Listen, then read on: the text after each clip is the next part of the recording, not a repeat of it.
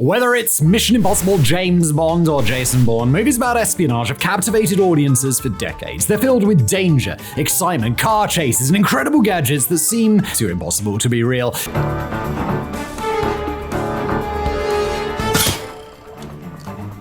Today, we're going to look at some of the unrealistic myths people believe thanks to Hollywood movies.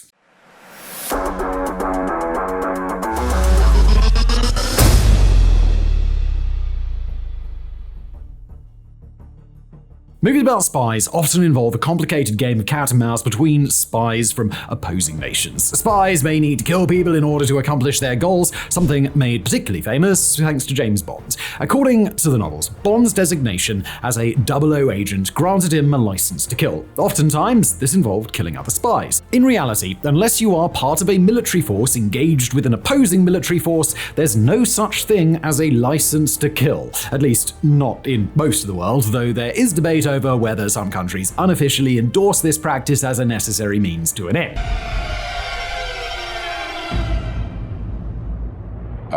But murder isn't a spy's actual job. Their job is intelligence and data collection. As it turns out, it's a lot harder to extract information from a dead person. In fact, most CIA spies don't even carry guns. Blending in and being inconspicuous is one of the most important aspects of the job, and walking around with a gun on you at all times is the sort of thing that might draw people's attention, especially when working outside of the United States. Not only do spies not have a license to kill, but they actively avoid killing agents from other intelligence organizations. Captured spies may be subjected to intense interrogations, but it's best for all parties involved if they aren't killed. The logic is pretty simple here. If you kill one of their spies, they're going to kill one of yours, or maybe more than one. If that happens, you may feel the need to retaliate in kind again, and it creates a big chain of needless and avoidable spy deaths.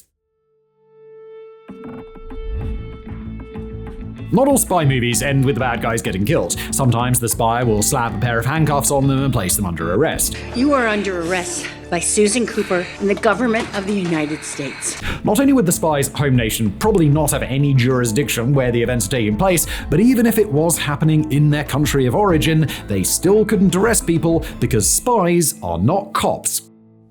Whether it's the CIA, MI6, or any other spy organization, secret intelligence agencies are not law enforcement agencies. These organizations work closely with law enforcement, and movies tend to combine them into a single role for simplicity's sake. A movie about a CIA spy will often feature a character whose job is really a hybrid of both CIA and FBI work, even if it's entirely unrealistic. Instead, the spy's job is to write reports that law enforcement can in turn use to arrest someone. According to one man who spent over 2 decades with the CIA, 90% of international espionage is paperwork. And that makes sense from an intuitive standpoint. An intelligence agency is in the business of gathering information, and all of that information has to be meticulously recorded. But if audiences showed up to a movie that was 90% paperwork, they'd either walk out or fall asleep. It's hard to fault filmmakers for trying to make espionage seem more glamorous, even if that makes the films completely detached from reality. Reality can be whatever I want. Speaking of detached from reality, there are 2 main ways that spies are typically portrayed in movies. The first, usually reserved for antagonists, is a shadowy figure in a long trench coat, their wide-brimmed hat pulled down over their face so that they can't be seen at all. The other is the James Bond archetype, a suave, good-looking hero who wears only the fanciest suits and drives the most expensive cars. The first example hasn't been realistic for about 80 years, and the latter almost never happens. As we said before, spies are supposed to be as inconspicuous as possible. The shadowy figure in a trench coat and hat may have blended in perfectly back in the 1940s, but these days it is about as conspicuous as a person can be. The character design is a holdover from early spy movies, when such an outfit wasn't so ridiculous, but in any modern film, it's a poor attempt to make someone invisible in a way that only draws more attention to them. As for the James Bond-style spy, well, this can happen, but it would be really rare. If a spy had to go undercover at a party full of millionaires where everyone was driving high-end luxury cars, then they would also arrive dressed for the role in a similar car. But attending a party for millionaires is already a fairly conspicuous event in and of itself. When a spy actually goes undercover, their clothes, car, speech, and even the manner in which they walk should all be as ordinary as possible. For the most part, that would mean wearing the same ordinary clothing anyone else walking down the street might be wearing. There's a pervasive Hollywood myth that spies rarely see their families and are never able to make friends. They're always out of town on business for extended periods of time, though their families never know what that means. After all, people working for the CIA can't tell anyone what they do for a living, not even their own wife or husband. This leads to spies being portrayed in film as lonely people with no social lives, even if none of this is actually the case. Though some intelligence officers do have to live undercover, that isn't the case for most of them. They may not be able to talk about the details of their work or give an exact job title, but many are able to tell their families and friends that they work in intelligence in some capacity. For most people, working at an intelligence agency like the CIA is basically the same job as working another 9 to 5. After all, we already said it's 90% paperwork. Even when spies have to go out on missions, it's not uncommon for them to tell loved ones the vague area they'll be traveling to. They may even bring back souvenirs from their trips. According to one former CIA operative, the hardest part is what to tell children when their parent has to go on frequent and sometimes extended overnight trips. Once the children are old enough to be told what their parent's job is, the operative stated that, quote, "For the most part, most of the children sort of already know. And it comes as a relief to them because it's like, oh, dad is not having an affair, there's a reason he's going out more nights than not." In espionage, a honeypot or honey trap is the use of an attractive agent to seduce people and trick them into a fake relationship as a means to extract information out of them. Those relationships can be short or long-term and usually involve a sexual component, especially in movies. James Bond is one of the most notorious perpetrators of this myth, sleeping with as many women as necessary to gather the information that he needs. And if there is a movie with a female spy, she will almost always be used to honey trap someone. This myth has a lot more basis in reality than most, as this tactic is something that has been used for all of recorded history. However, many historical instances of honeypots were done for personal financial gain rather than information gathering, and they were rarely part of a large government-operated intelligence agency. But that absolutely has happened. Most notably, during the Cold War. Soviet Russia was well known for its use of honey traps, even creating multiple schools dedicated solely to the training of sparrows and ravens, their terms for female and male honey traps respectively. However, despite their very real historical basis and alleged continued popularity in Russia and China, honey traps aren't necessarily as ubiquitous as movies make them seem. If movies are to be believed, sexpionage is an expected part of the job for all spies, especially women. But not only do few countries still engage in the practice, few, if any, Western countries do. A CIA or MI6 agent would never be requested to take part in a honey trap, with one former CIA agent describing the whole practice as ridiculous. She contended that honey traps aren't nearly as effective as movies make them out to be, claiming that they don't even work because of the complex emotions involved. But despite how poorly Western intelligence agencies view the practice, those agencies are still constantly shown employing honey traps in movies.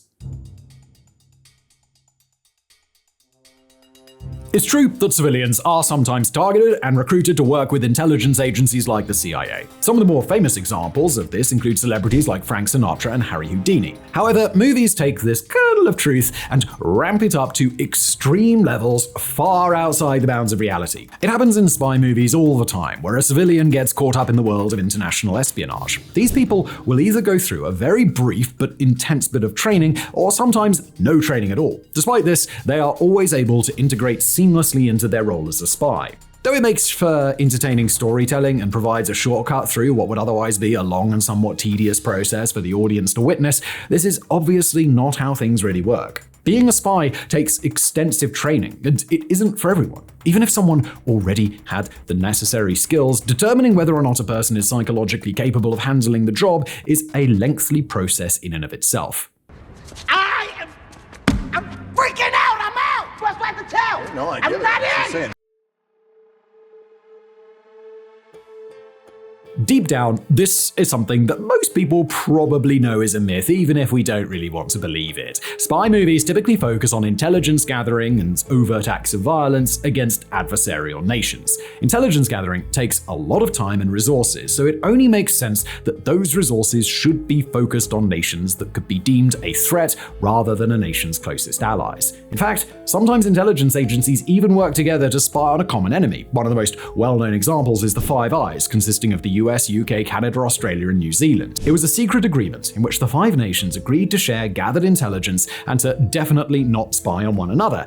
However, that's not always the case. Even if it's something that won't show up in movies, since there wouldn't be any way to work in a big car chase or shootout, countries spy on their closest allies all the time. It's been that way for thousands of years, and it's unlikely to ever change. In modern times, it's even alleged that countries will request that friendly nations spy on their own citizens. For example, it is illegal for the US to spy on American citizens, and there are similar laws in the UK preventing the government from taking those actions. However, there's nothing to stop the US from asking the UK to spy on specific citizens and report back to them, and vice versa, hypothetically.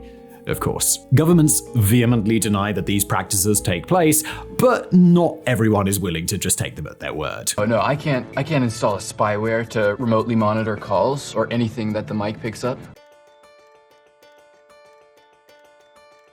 We talked a lot about various myths surrounding espionage, but you may have picked up on the fact that there is a singular theme that runs through most of the myths. The life of a spy is exciting and full of danger. Though aspects of the job certainly may be exciting to those involved, in reality, it's nothing like a Hollywood movie. We've touched on many of the ways this isn't the case already, but one final example are high-speed car chases. These are absolute staples of any good spy movie, but they virtually never happen in the real world. And why would they? Imagine you're a spy in an adversarial nation and you've just been made while driving away from committing an act of espionage. Is a high-speed chase really worth it? Not only could you wind up getting yourself shot by showing such reckless resistance, but in modern times, it's not like you're going to escape anyway. With things like radio communication and drones being everywhere, it's unlikely you would be able to escape just by driving really, really quickly. Besides, a lot of the time when a spy's caught, he's just going to be kicked out the country, so there's simply no reason to risk your life in a high-speed chase. As disappointing as it may be, it turns out that the life of a spy isn't as dangerous as it's made out to be. But every once in a while, those truly exciting or dangerous moments really do happen. At the International Spy Museum in Washington, D.C., and also available on their YouTube channel, there's an exhibit titled My Bond Moment. The exhibit features people who worked decades-long careers in secret intelligence, each sharing their one story of that time it was actually like a movie. Though these stories are fascinating and sometimes filled with danger, there is one key takeaway to be had from all of them. It would take the full careers of hundreds of real-world spies to amass enough of these moments to make a single Bond film.